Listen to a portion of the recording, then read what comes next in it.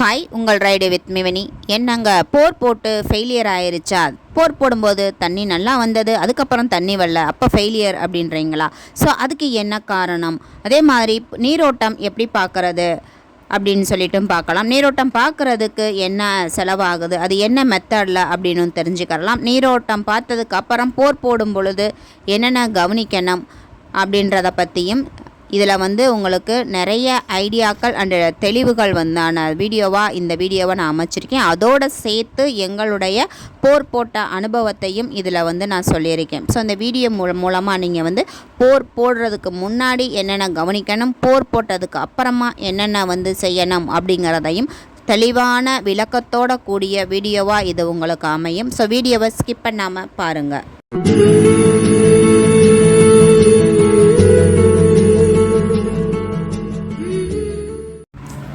நம்ம ஃபஸ்ட்டு போர் போட போகிறோம் அப்படின்னா அது வீடு கட்டவாக இருக்கட்டும் அல்லது விவசாயத்துக்காக இருக்கட்டும், எதுக்காக இருந்தாலும் ஃபஸ்ட்டு நமக்கு தண்ணி இம்பார்ட்டன் இல்லைங்களா? ஸோ அதுக்கு நம்ம என்ன யோசிப்போம், ஃபஸ்ட்டு போர் போடணும். ஸோ நம்ம போர் போடணும் அப்படின்னா ஃபஸ்ட்டு அதுக்கு நீரோட்டம் பார்க்கணும். நீரோட்டம் அப்படின்னா என்னென்னா வேறு ஒன்றும் இல்லைங்க, எந்த இடத்துல நமக்கு தண்ணி நல்லா கிடைக்கும் அப்படிங்கிறத தான் நீரோட்டம் பார்க்குறது. இந்த நீரோட்டம் பார்த்திங்கன்னா நீர் எவ்வளவு ஆழத்தில் இருக்குது, அதே சமயம் எவ்வளவு கிடைக்க வாய்ப்பு இருக்குது அப்படின்னு சொல்லிட்டு கண்டுபிடிக்கிறத தான் அதுக்கு நிறைய மெத்தட்ஸ் இருக்குங்க. இப்போ பார்த்திங்க அப்படின்னா இன்ஜினியரிங் வேர்ல்டில் பார்த்தோம் அப்படின்னா எலக்ட்ரிக்கல் டென்சிட்டிவ் மெத்தடு அப்படிங்கிற ஒரு மெத்தடை பயன்படுத்தி நீரோட்டத்தை பார்க்குறாங்க. இது மூலமாக பார்த்திங்க அப்படின்னா எந்த இடத்துல எவ்வளவு ஆழத்தில் எவ்வளவு குவான்டிட்டி தண்ணி இருக்குது அப்படிங்கிற அளவில் தண்ணி வரும்னு கண்டுபிடிச்சு சொல்கிறாங்க. பட் அதுக்கு பார்த்தீங்க அப்படின்னா ஒரு பாயிண்ட் கண்டுபிடிச்சு சொல்கிறதுக்கே பார்த்தீங்க அப்படின்னா 20,000 30,000 வரைக்குமே கேட்குறாங்க. அதே சமயம் பார்த்தீங்க அப்படின்னா நீரோட்டம் பார்க்குறவங்க, அதாவது நம்ம ஆட்களை கூட்டு ஒரு சிலர் பார்த்திங்கன்னா நீரோட்டம் பார்ப்பாங்க. ஸோ அவங்கள கூட்டு பார்த்தோம் அப்படின்னா அவங்க பார்த்தீங்க அப்படின்னா தேங்காய், அப்புறம் இந்த சின்ன சின்ன குச்சி, அப்புறம் தண்ணி, இந்த மாதிரி வச்சு கண்டுபிடிப்பாங்க. அந்த மாதிரி நீரோட்டம் கண்டுபிடிக்கும் போது அதோட அந்த இதை அந்த நீரோட்டம் கம்மியாக இருக்கும். அதே மாதிரி கண்டுபிடிக்கிற இடத்துல தண்ணி இருக்கும்னு, அதாவது உறுதியாக கான்ஃபிடெண்ட்டாக இருக்கும் அப்படின்னு நம்மளால் சொல்ல முடியாது. பட் சம்டைம்ஸில் பார்த்தீங்க அப்படின்னா இந்த மாதிரி நீரோட்டம் பார்க்கும் பொழுது அது ஃபெயிலியராக கூட ஆக வாய்ப்பு இருக்குது. ஏன்னா அவங்க நீரோட்டம் சில நேரங்களில் பழிக்காமல் இருக்கும். அதே மாதிரி பார்த்திங்கன்னா இந்த எலக்ட்ரிக்கல் மெத்தடில் பார்த்தோம் அப்படின்னா அதில் கண்டிப்பாக எந்த இடத்துல தண்ணி இருக்குது அப்படின்றாங்களோ அதை கரெக்டாக கண்டுபிடிச்சி சொல்லிடுவாங்க. ஓகேங்க, இப்போ போர் போடுற இடத்த நம்ம செலக்ட் பண்ணணும். நாங்கள் என்ன பண்ணோம் அப்படின்னா நாங்கள் பார்த்திங்கன்னா ஏற்கனவே போர் போட்டு ஃபெயிலியர் ஆகி அடிப்பட்டதுனால அது எங்கே போட்டோம் அப்படின்னா நாங்கள் வீடு கட்டும் பொழுது ஃபஸ்ட்டு போட்டோம். அப்போ பார்த்தீங்க அப்படின்னா நாங்கள் ஒரே ஒருத்தரை மட்டும் கூப்பிட்டு இந்த மாதிரி நாங்கள் எலக்ட்ரிக்கல் மெத்தடில் நீரோட்டம் பார்க்கல. இந்த மாதிரி தேங்காய், இந்த மாதிரி மணி, இந்த மாதிரி வச்சு பார்ப்பாங்க. ஸோ அந்த மாதிரி ஒருத்தரை கூட்டிகிட்டு தான் பார்த்தோம். பார்த்ததில் என்னாச்சு அப்படின்னா அவர் ஒரு இடத்த காமிச்சார், அதில் நாங்கள் போர் போட்டோம். பட் தண்ணி வரல. ஸோ இந்த தடவை அதே மாதிரி ஆயிடக்கூடாது. கிட்டத்தட்ட நாங்கள் பார்த்திங்கன்னா வீட்டுக்கே 750 அடிக்கு மேலே போட்டோம். அப்படி போட்டுமே பார்த்தீங்க அப்படின்னா தண்ணி வரல. ஸோ இப்போ போர்வெல் போட்டது ஃபெயிலியர் அப்படின்றது கன்ஃபார்ம் ஆகிடுச்சு. ஸோ அதனால் பார்த்தீங்க அப்படின்னா நாங்கள் ரொம்ப ஃபீல் பண்ணி வருத்தப்பட்டோம். ஸோ அந்த ஒரு பாதிப்பு இங்கே வந்துடக்கூடாது அப்படிங்கிறதுனால நாங்கள் ரொம்பவே கவனமாக இருந்தோம். ஏன்னா ஏற்கனவே ஒரு டைம் அடிபட்டுட்டோம் இல்லைங்களா? ஸோ அதனால் நாங்கள் எங்கள் தோட்டத்தில் நாங்கள் போர் போடுறதுக்கு முன்னாடி நாங்கள் செஞ்ச ஃபர்ஸ்ட் ஸ்டெப்பு பார்த்தீங்க அப்படின்னா எந்த இடத்துல தண்ணி இருக்குது அப்படின்னு 1க்கு 2 பேர், ஏன் 3 பேரை கூட வச்சு பார்ப்போம். ஸோ காசு போனாலும் பிரச்சனை இல்லை அப்படின்னு சொல்லிட்டு நாங்கள் பார்த்தோம். ஸோ அந்த மாதிரி பார்த்ததில் பார்த்தீங்க அப்படின்னா நாங்கள் 3 பேரை கூப்பிட்டு வச்சு பார்த்தோம். ஸோ நாம் இப்போ தண்ணி செலக்ட் பண்ணக்கூடிய இடம் இதுதான் எங்களுடைய காடு.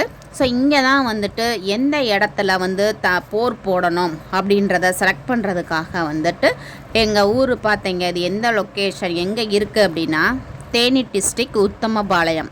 ஸோ அங்கே தான் வந்துட்டு அங்கேயே லோக்கல்லையே இருக்கிற அண்ணாவை கூப்பிட்டு வந்து பார்த்தோம். ஸோ அந்த அண்ணா பார்த்தீங்க அப்படின்னா நிறையா லெமன் வச்சு பார்த்தாரு, அப்புறம் தேங்காய் வச்சு பார்த்தாரு, அப்புறமா வந்து பார்த்தோம்னா ஒரு கவ மாதிரி வச்சு குச்சி வச்சு பார்த்தாரு, வேப்பங்குச்சி, அப்புறம் அந்த காப்பர் கம்பி மாதிரி வச்சு பார்த்தாரு. அதுக்கப்புறம் பார்த்தீங்கன்னா செம்புல தண்ணி வச்சு அவர் ஒருத்தரே வந்து அத்தனை இதை வச்சு வச்சு பார்த்து கரெக்டாக வந்து அக்யூரஸியாக வந்து இடம் சொன்னார்.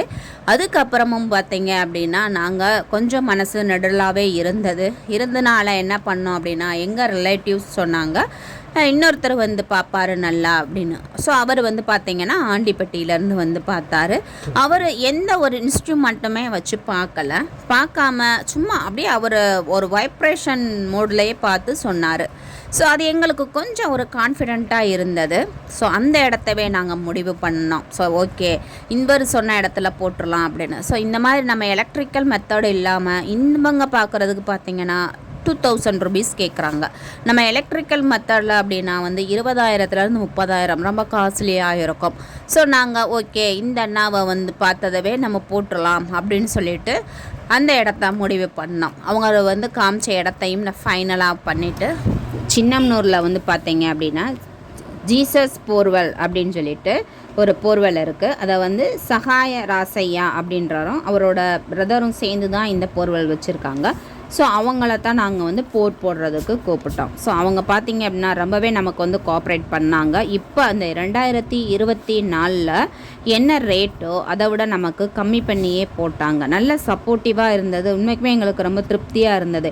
ஏன்னா நம்ம ஒரு போட போகிறோம் அப்படின்னு சொன்னால் வந்துட்டு தண்ணி வருமோ வராதோ அப்படின்ற அந்த ஒரு பதட்டத்திலேயே இருப்போம் இல்லைங்களா. ஸோ அதெல்லாம் புரிஞ்சுக்கிட்டு அவங்க ஃபுல் சப்போர்ட்டிவாக வந்து இருந்தாங்க. ஸோ அந்த இவங்களை பற்றிய டீட்டெயில்டு வேணும் அப்படின்னா நான் டிஸ்கிரிப்ஷன் பாக்ஸில் காண்டாக்ட் நம்பர் கொடுக்குறேன். நீங்கள் போய் செக் பண்ணி பார்த்து அவங்கள வந்து காண்டாக்ட் பண்ணிக்கோங்க. உண்மைக்குமே நல்லாவே வந்துட்டு சப்போர்ட் பண்ணாங்க. அந்த ரேட் டீட்டெயில்டு எல்லாமே வந்து நாம் வந்து பின்னாடி வந்து பார்க்கலாம். இப்போ பார்த்தீங்க அப்படின்னா நாம் வந்து நீரோட்டம் பார்த்துட்டோம். ஸோ எந்த இடத்துல நமக்கு எவ்வளவு ஆழத்தில் இருந்து நீரோட்டம் பார்க்குறவங்களே சொல்லுவாங்க இத்தனை அடியிலேருந்து இத்தனை அடிக்குள்ளே கிடைக்கும் அப்படின்னு சொல்லிட்டு. ஸோ இப்போ நாம் வந்து இடத்த வந்து செலக்ட் பண்ணிட்டோம். நம்ம இடத்த செலக்ட் பண்ணதுக்கப்புறம் என்ன பண்ணணும் அப்படின்னா நம்ம அந்த பக்கத்தில் நம்ம இப்போ காட்டில் போடுறோம் அப்படின்னா பக்கத்து காட்டுகளில் வந்துட்டு எத்தனை அடியில் அவங்களுக்கு தண்ணி வந்துச்சு, எவ்வளவு ஆழத்தில் வந்துச்சு, எந்த குவான்டிட்டியில் தண்ணி கிடச்சது, அதுக்கப்புறமா பிரச்சனை எதுவும் இருக்கா அப்படின்னு சொல்லி நம்ம வந்து கேட்டு தெரிஞ்சுக்கிறணும். ஏன்னா இந்த மாதிரி தெரிஞ்சுக்கிறதுனால வந்து நமக்கு ஒரு ஐடியா கிடைக்கும் இல்லைங்களா. ஸோ அதையும் பக்கத்தில் வந்து கேட்டு தெரிஞ்சுக்கிட்டு அதே மாதிரி தான் நாங்களும் வந்து பக்கத்துல எல்லாம் கேட்டு தெரிஞ்சுக்கிட்டோம். ஏன்னா நமக்கு ஒரு ஐடியா கிடைச்சது அப்படின்னா நமக்கு வந்து ஒரு திருப்தியாக இருக்கும். ஸோ அதே மாதிரி பார்த்திங்கன்னா இந்த போரில் வந்து நிறைய டைப்பு இருக்குங்க. 4.5 இன்ச்சு, 6 இன்ச்சு, 7.5 இன்ச்சு, 12 இன்ச்சு வரைக்குமே இருக்குது. இதில் வந்து பார்த்தீங்க அப்படின்னா வீட்டுக்குன்னு எடுத்துக்கிட்டோம் அப்படின்னா பெரும்பாலும் வந்து 4.5 இன்ச்சு 6.5 இன்ச்சு போர் தான் போடுவாங்க. நாம் வந்து காட்டுக்கு அல்லது தோட்டத்துக்கு அப்படின்றதுனால அதாவது விவசாயத்துக்கு அப்படிங்கிறதுனால 7.5 இன்ச்சு 12 இன்ச்சு போடுறது தான் வந்து பெஸ்ட்டாக இருக்குங்க. ஸோ அது மாதிரி நாம் பார்த்தோம் அப்படின்னா ஃபஸ்ட்டு வந்து நம்ம எந்த அளவு எந்த இன்ச்சில் வந்து நம்ம போட போகிறோம் அப்படிங்கிறத வந்து முடிவு பண்ணி ஃபஸ்ட்டு அதை வந்து செலக்ட் பண்ணிக்கிறோனுங்க. செலக்ட் பண்ணிவிட்டு அதுக்கப்புறமா வந்துட்டு நாம் ரேட்டு எல்லாமே வந்துட்டு அவங்கக்கிட்ட வந்து நம்ம பேசிக்குவோம். ஸோ இப்போ வந்து பார்த்திங்கன்னா நாங்கள் எந்த இடத்துல வந்து போடணும் அப்படிங்கிற ஒரு தெளிவான முடிவில் வந்து அந்த இடத்த வந்து முடிவு பண்ணிட்டோம். ஸோ போர்வெல் வண்டியுமே வந்து வந்துடுச்சு, நல்லா ஏர்லியராகவே வந்துடுச்சு. ஸோ நம்ம வந்து அந்த டயத்தில் மலைகள் இருந்ததுனால வந்து பார்த்திங்க அப்படின்னா நல்லாவே வந்துட்டு ஈரம் படிஞ்சு இருந்தது. ஸோ அந்த இடத்துல வந்து அந்த சேம்பர் அதாவது துளை போடுறதுக்கு வைக்கிற அந்த சேம்பரில் தான் நாங்கள் வந்து மல்லிகைப்பூ சுற்றி அப்புறம் சூட பொருத்தி சாமி ஒரு ஃபார்மாலிட்டிஸை வந்து ப்ரேயர் பண்ணிவிட்டு அப்படியே வந்து போட ஆரம்பித்தப்போ பார்த்திங்கன்னா எங்களுக்கு பார்த்திங்கன்னா நீரோட்டம் வந்து பார்த்திங்க அப்படின்னா அருமையாக எல்லாருமே வந்து நல்லது அப்படின்னு சொல்லக்கூடிய ஈசானி மூலையில் தான் வந்து எங்களுக்கு நீரோட்டம் அமைஞ்சது. ஸோ எல்லாருமே வந்து ஹாப்பி ஆகிட்டோம். ஸோ ஏன்னா ஈசானி மூலையில் வந்துட்டு நமக்கு நீரோட்டம் கிடைக்கிறது ரொம்பவே வந்துட்டு நல்லதுங்க. ஸோ அது வந்து போட ஸ்டார்ட் பண்ணிட்டோம். நம்ம போடும்போது பார்த்திங்க அப்படின்னா ஃபஸ்ட்டு ஸ்டார்டிங்கில் வந்து லூஸ் ஆயிலாக வரும். ஸோ அதனால் வந்து பார்த்திங்கன்னா ஒரு 10 இன்ச்சு பைப்பு வந்து பிவிசி பைப்பு கிட்டத்தட்ட வந்து 12 அடி வரைக்குமே அதை இறக்குனாங்க. அதை இறக்கிட்டு அதுக்கப்புறமா வந்து பார்த்திங்க அப்படின்னா ஒரு கெட்டி பாறையோ அல்லது கெட்டி மண்ணோ அந்த உதிரி லூஸ் சாயில் இருக்கிற வரைக்குமே வந்து பார்த்திங்கன்னா பிவிசி பைப்பு இறக்குவாங்க. ஏன்னா அப்போ தான் வந்து பின்னாடி வந்து நான் வரக்கூடிய நாட்களில் அந்த உதிரி மண்ணுகள் வந்து லூஸ் சாயில் வந்து போரில் உளுந்து அந்த போரை வந்து அடைக்கிறதுக்கான வாய்ப்பு இருக்குது. அதனால வந்து அது வரைக்குமே வந்து பார்த்திங்கன்னா பைப்பை வந்து இறக்குவாங்க. ஸோ அப்படி பார்த்திங்கன்னா எங்களுக்கு வந்து கரெக்டாக வந்து 120 அடியில் வந்து பார்த்திங்கன்னா பாறையே வர ஆரம்பிச்சிருச்சு. ஸோ 120 அடி வரைக்குமே வந்து 7 இன்ச்சு பைப்பு வந்து உள்ளே வந்து இறக்கிட்டு அதுக்கப்புறமா வந்து பார்த்திங்கன்னா போர் போட ஆரம்பித்தப்போ 140 அடியிலேயே தண்ணி பொலன்னு வர ஆரம்பிச்சிருச்சு.